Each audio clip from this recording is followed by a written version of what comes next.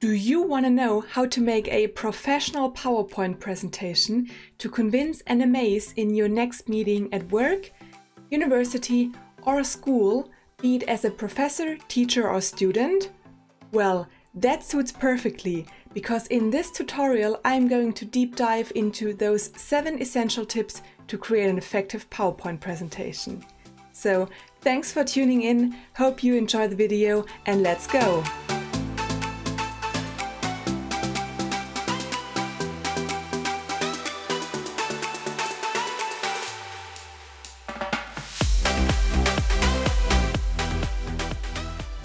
First of all, I would like to discuss the goals of this course and limit the topics that we're covering. So what is in scope?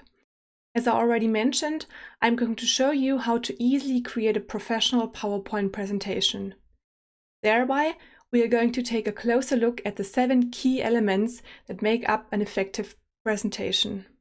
And finally, we're going to assess professional versus unprofessional, or rather failed slide design examples.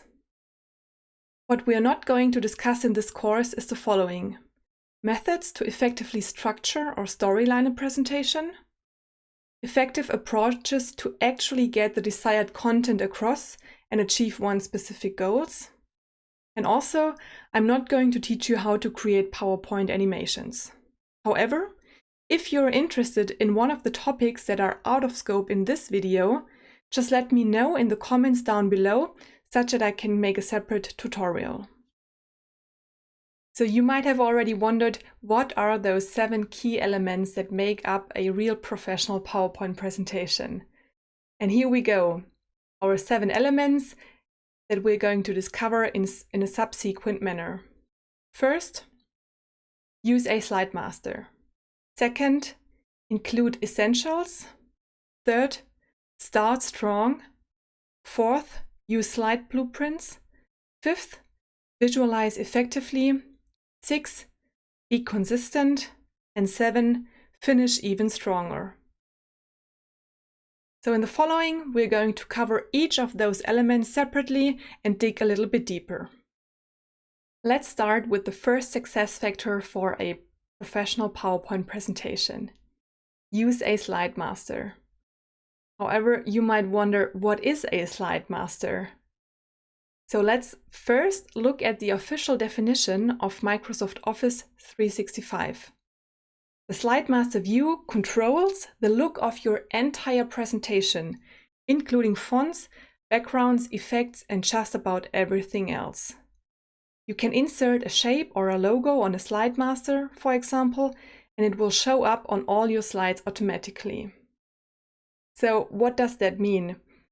A slide master is essentially a master template that you create in the very beginning.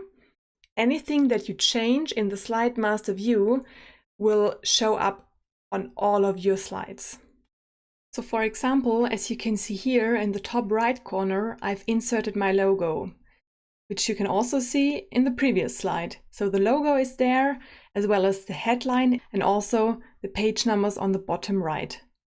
So the good thing about a slide master is that all of your slides look exactly the same. So the items, logos, text boxes, and so on are perfectly aligned. To take a closer look on how to change the slide master, we have to exit the presenter mode first. So here we are, back in our normal editing mode. To change something in your slide master, you have to click on the View tab, on Slide Master, and there you are. As you can see, I've inserted the logo on the top right as an PNG. I also inserted text box for the headline and for general text here in the middle, and indicated the font type that I would like to use and also the font size. What is special about a slide master is that you can create several different slide templates. So here, for example, I have one with a headline and just a text box. I've also created one just with a headline without a text box, or with 2 text boxes, one on the left-hand side and one on the right-hand side. To go back, you have to click Close Master View. So to insert a new slide in your PowerPoint presentation, you just have to right-click New Slide or click Ctrl-M as a shortcut, and there you can see your general slide template. In order to change it, you have to go to the slide, right-click and say Layout, and then choose between one of the layouts that you've created beforehand. So either if you want to use one text box, you want to use the slide without a text box, or if you want to use the slide with the 2 text boxes. In this video, I'm not going to go into details for each and every success factor. However, if you want me to make a video about how to use the PowerPoint Slide Master, just let me know in the comments down below. Let's come to our second success factor, which is to include essential information on a PowerPoint slide. With essential information, I mean this kind of information that you always need, such that your audience or the participants in the meeting know what's going on, who is talking about which topic, and on which slide number you're currently at. So on the left-hand side, I've included the cover page that I used beforehand, because there are some essential information. First of all, there's the topic. Obviously, everyone should know right from the very beginning what the presentation is about. So always include the topic and maybe a subtitle at the very front and very prominently. Second, you have the author, date, and maybe location if you want to. So I've included Presentation Mastery as the author in September 2020. Optionally, you could always include the location, or if there are several authors or presenters, you could also add several names. And third, I've also included the logo here on top right. You can choose the location of the logo by yourself. However, in case you're using your corporate identity or your own professional layout, you should always make sure that the corporate design and identity is represented from the beginning. Further, I've included some more essentials on the right-hand side. Those essential information that should be on each and every slide. First of all, we have a ghost. A ghost is also known as a navigator. So as you could see in the very beginning, I've introduced our 7 key elements that make up a professional PowerPoint presentation in the agenda. However, for the audience or the meeting participants, it's super helpful to know where you're currently at, so about which topic you're currently talking. And this is where a ghost or a navigator gets very useful. It shows you about which of the elements on the agenda you're currently talking about. In our case, we're talking about essentials. This is why the 2 is colored in pink here. So the audience knows, okay, now we're at element 2 out of 7. Alternatively, you could also use a ghost or a navigator with icons, because you saw at the very beginning, I've introduced numbers as well as icons. So depending on your personal preference or the audience, if they are more visual or more numerical, you can always choose between those 2 variants. The third one is not including such a ghost or a navigator on the top, but rather on the left-hand side of the title. So in that case, you could either use, again, the number, or as I did here, the pink element for the second topic. Besides the ghost or the navigator, you should always include a placeholder for a source or a footnote. Usually the source or the footnote is at the very bottom of the slide, where you can indicate, obviously, the source, so where you've got the information from, or any further information. If you've used an abbreviation in your slide, you can write it out, or if you want to just note something that should not be that prominently, you can always include it in a small footnote at the bottom. And last but not least, the page number, also here at the very bottom right. Why is a page number so important? First of all, the audience always knows where you are. Besides the ghost and the navigator that shows how far you've progressed in your presentation, the page number is very helpful if someone wants to take notes. So he or she can always refer to the page number and knows, okay, on page 4, 6, or 29, there was something super important that I would like to mark, highlight, or where I have a question on. Tip number 3 for a professional PowerPoint presentation is to start strong. But what do I mean by starting strong? Well, it's super important to really catch the audience from the very beginning of your presentation or meeting. In a keynote, some presenters might choose to start with a joke or an anecdote to really catch the audience. However, if you're in a rather professional setting where you're, for example, presenting project results or results of a study, a joke might not be the ideal starting point. Therefore, I would always recommend using meaningful opening slides. As you might have noticed, I've also started with 2 of such meaningful opening slides. First, I've talked about the goals of this course, so to really set the scene and limit what we're covering today. And second, I've introduced the agenda so that you really know what we are going to cover, which are the key elements of the presentation, and how long will it approximately be. So therefore, those opening slides should always set the scene and prepare the meeting participants on the upcoming presentation. You should also manage their expectations by saying what will be covered and what might be out of scope.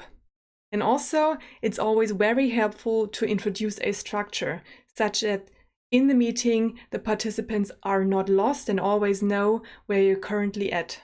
The next easy tip to create more professional PowerPoint presentations is using slide blueprints. But what is a blueprint, you might again wonder? Well, a blueprint is like a template or frame or however you want to call it. Regardless of how such slides are called, they all have the same purpose. They will make your life much easier, since a blueprint is a slide that you create once and can always be reused in any of your future presentations. Even though there's blueprints for everything, I've just brought you 4 examples. So on the left-hand side, I brought 2 agenda examples. As you can see, they're really clean and have a very straightforward layout. However, you can always change those blueprints by applying different icons, different colors, of course, changing the labels and so on. On the top right-hand side, I brought a second example, a timeline blueprint. As you can see, it's again really simple and clean. You can insert or delete some of the years, change the colors, and of course, change the text. And on the bottom right, I've brought a Gantt chart or project timeline template for which I've created a separate tutorial on how to make such a template. So if you're interested, just click on the link in the description or in the info box on the right. The good thing about such a blueprint for a Gantt chart is, again, you can always reuse it. Really based on your current project needs, you can just increase or decrease activities or the timeline. Tip number 5 for better PowerPoint presentation is to visualize effectively. By visualizing effectively, I mean using graphical elements to make your text, typography, or data more appealing and easier to grasp. So let's look at all those different aspects briefly and zoom into them individually in the following. On the left-hand side, I've indicated the major aspects about visualizing text or typography. First, stick to your master layout and corporate identity or design. Also, always use icons or real pictures instead of clip art. And further, use animations wisely. On the right-hand side, it's about data visualization. First of all, you should always consider that 1 message per slide is sufficient, because you do not want to overwhelm your audience. And second, always remember that a picture is worth 1,000 words. Overall, you should always try to keep it really simple and stick to a clean slide layout, because as I already said, do not overwhelm your audience. They only have limited span of attention and should always focus on the major message. So what do I mean by stick to your corporate identity or design? On the left-hand side, you can see a very well done example. So you should always use the colors of your master slide layout, which is hopefully the one of your corporation or company. So in this case, I've used the mint because mint and pink is obviously included in my master slide layout. However, on the right-hand side, I made a rather unprofessional example. So here I've used several different colors, such as orange, green, or yellow for those arrows. And in addition to using several different colors, they are not even part of my corporate design. So please do not mix a bunch of random colors, but always stick to your overall design. Next, please always use icons or real pictures because, in my opinion, they're much more visually appealing than anything else. So for example, on the left-hand side, I've included this picture that I also used in the very beginning to indicate the goals of this course. So I used this real picture of a target disk to say what is going to be discussed in this course and what not. On the right-hand side, I've included another example of how to use icons effectively. You might remember this slide since this is the agenda that I've used in the very beginning. So here, I've used one icon for each and every step that we're going to discover today. Oftentimes, I see people still using clip art, as on the left-hand side, or such comic items or comic pictures as on the right-hand side. Because to be honest, such clip arts or comic pictures rather transmit a 90s feeling, but I guess this is not your goal in a professional presentation. The next aspect to consider when visualizing text or typography is using animations wisely. So on the left-hand side, I've included this example. Just a pop-up of a picture or a text box or a graphic or whatsoever. And on the right-hand side, I've included this one.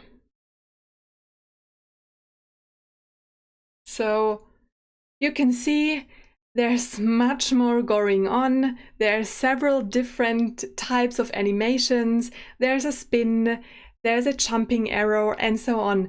However, the audience might not really able to focus on the actual content anymore.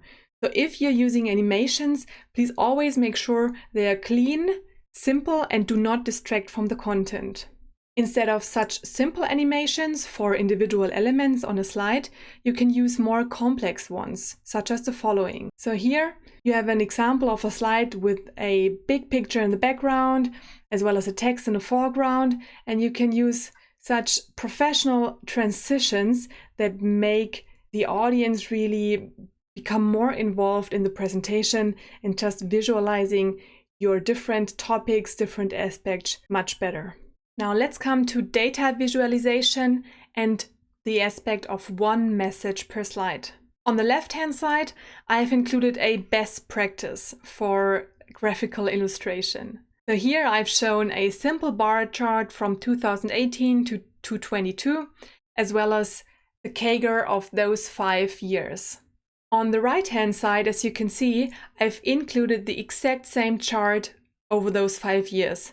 However, now we have 2 different CAGRs instead of 1, as well as there is a second y-axis with additional percentage numbers. So what's the difference between the left-hand side and the right-hand side? Well, it's pretty straightforward. As you can see, the main message here is probably that there's a CAGR of plus 13% over those 5 years. On the right-hand side, however, you do not really know where to look at because there's so much information and so much going on that it's almost impossible to know what is the key message here. Therefore, always try to limit your messages and limit the message to even one key message per slide. Further, you might know the saying, "A picture is worth 1,000 words." And this is exactly true for presentations as well. So on the left-hand side, you can see a nice chart that shows the number of transactions by company and year.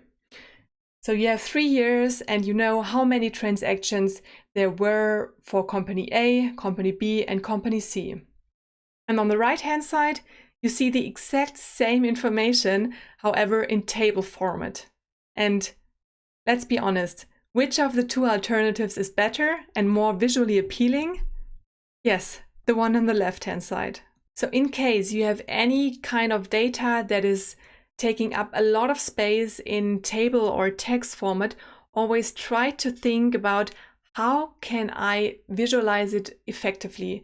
So is there a way to put this data or this information in a graph, in an infographic or whatsoever, just to make it more appealing and to make it more sticky with your audience?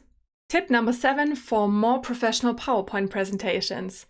Always be consistent. So here I've created an exemplary slide to show you what I mean by being consistent. On the left-hand side, you can see an exemplary illustration. So just a simple house with a top, 4 boxes and a bottom part. On the right-hand side, you could insert a description of the illustration on the left. You could give more details, more information about what is meant with those boxes and so on. And finally, I've included such a conclusion or takeaway box with a mint shading. So overall, as you can see, the slide is pretty neat, very straightforward.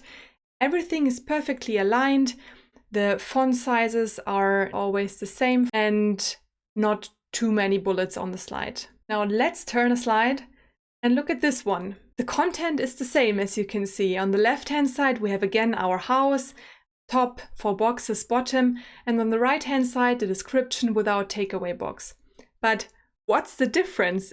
Did you spot it? Let's go back to the negative example again. There are several aspects to it. First of all, as you could see in this slide, in the negative example, I've used several font sizes. So there's a bigger font here, the boxes have a smaller font, and also on the right-hand side, the font sizes do not fit. So therefore, please always make sure to only use maximum 2 or 3 font sizes on a slide, because it looks much more appealing if they are all aligned, if the reader does not have to change the perspective from each and every slide. Second, the boxes are perfectly aligned on this nice example. However, as you can see on the next page, they're kind of jumping around. First of all, the top here of the house on the left-hand side is slightly shifted to the right-hand side. So if you go back and forth, you see that the top is jumping a little bit. Please always make sure that slides do not jump. It's the same with the arrow here. It is not perfectly aligned to the middle of the text box, as you can see.